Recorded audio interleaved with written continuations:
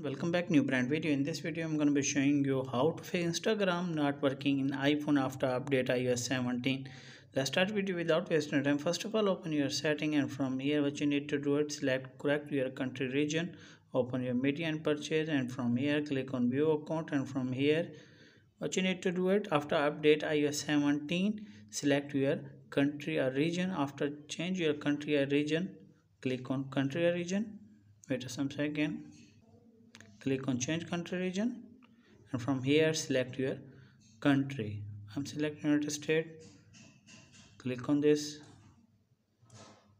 and terms and condition read carefully, then click on agree, and from here you can see payment method. Select your payment method, select your state, city, state, zip code, and put your phone, and after that click on next.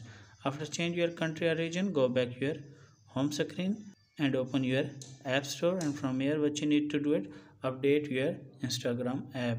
Click on search for this Instagram app, click on this, and from here what you need to do it, update your Instagram. After update your Instagram, go back your home screen and open your setting and click on Wi-Fi, and make sure that connect strong Wi-Fi connection. Turn off Wi-Fi to date the 30 second you have turned it on. After that, go back.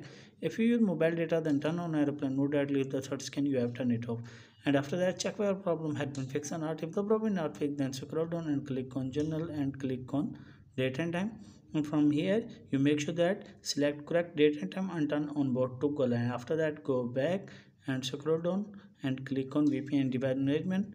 From here, if you have any connect VPN, what you need to do is disconnect, and after that go back, scroll down and click on transfer reset iPhone, and click on reset and click on reset network setting. Enter your passcode